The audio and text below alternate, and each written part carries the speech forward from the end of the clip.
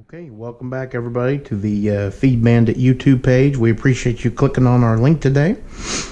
Today we're going to be talking a little bit about preparing venison, either for the grill or really just eating it whole.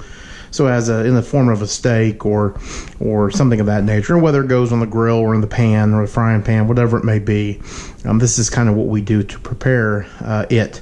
Venison, by its very nature, can be rather tough. And obviously, there's not a lot of marbling in it, and so you've really got to, first of all, bleed it out real nice. As you can see, this meat's been bleeding out for about 2 weeks now in the refrigerator.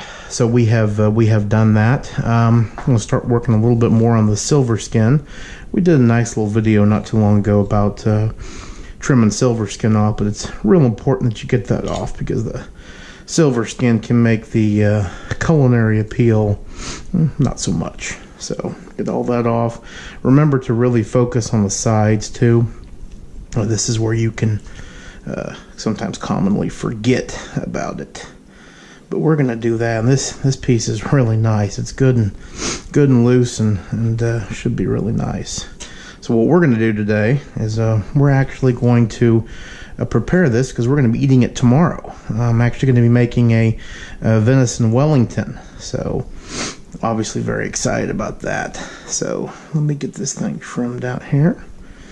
You don't have to get everything off, but makes it a little bit more appealing. Look how nice. Look how nice that meat looks. Good and red. You can see it's lost a lot of its blood. You know, typically when you pull it out of the animal, it's a very dark red, almost a black. But after it's bled out for a while, it ends up turning this color.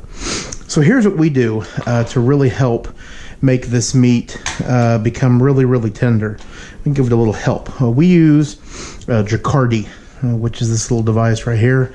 As you can see, it's got lots of teeth. And basically, all you have to do is this. Grab it and push down. I'll tell you, already this is going to be a lot easier because that's good and loose. If this was fresh out of the deer, when I press down, I'd be pretty sore, believe it or not, because it is tough to do. So I just kind of ride up and down the length of the back strap here. It flattens it out. Makes it nice and tender, makes it a lot easier to cook too. So if we're doing a Wellington, which we're gonna be, we're gonna sear this thing, or attempt to sear this thing. I gotta find a pan big enough. We're gonna sear it for a couple of minutes on each side on high heat and some olive oil, and then we're gonna wrap it in a puff pastry and with a little bit of a mushroom, onion, elephant ear garlic. I can't remember the name of it, but we're going to put it right here, that mixture right here, and then we're going to put it in the puff pastry and throw it in the oven on 350 for like 30 minutes. We'll pull it out, we'll let it rest, and then it'll be outstanding. So you can already see how that's gotten a lot flatter. So you can see what the teeth have done. So we're going to flip her over. This is just, yep, see? Got a little piece further. And you take the time to wash it off, but sometimes it doesn't all come off. Okay, so we'll go ahead and just continue to do this. And I typically do 2 or 3 little bounces. It kind of saves you from having to go back and do a whole bunch again.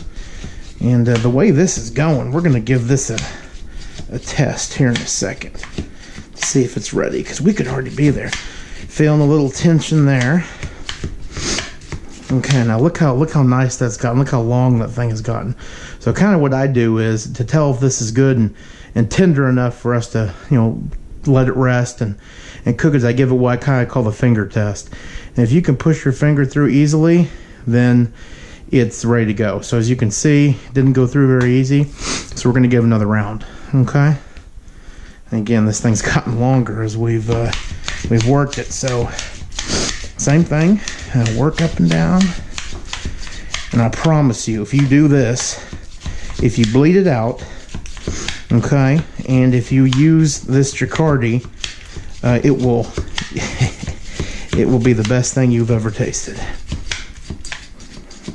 It just makes a huge difference. Okay, we're getting there.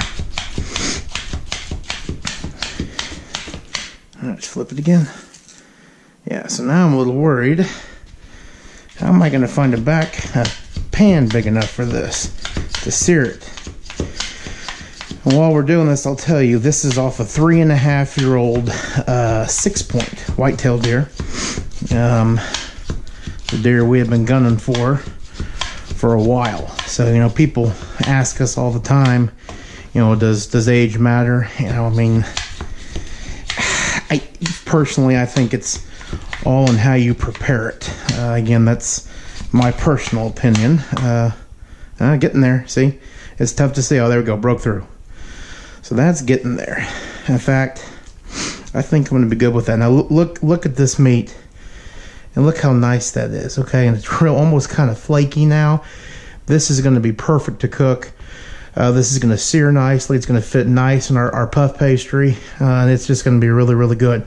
So now I'm going to put this back strap back in this bowl. Going to cover it with saran, and we will get it prepped and ready to go for tomorrow's Wellington. So if I remember to film it, I'll show you the prep of the Wellington. And but if not, this is how we will generally prepare a piece of deer meat for the grill or for the pan. Yeah, you follow this recipe, this way of doing it, and I guarantee it'll be the best thing you ever cooked. Thanks so much for watching, and remember, support your local feed store.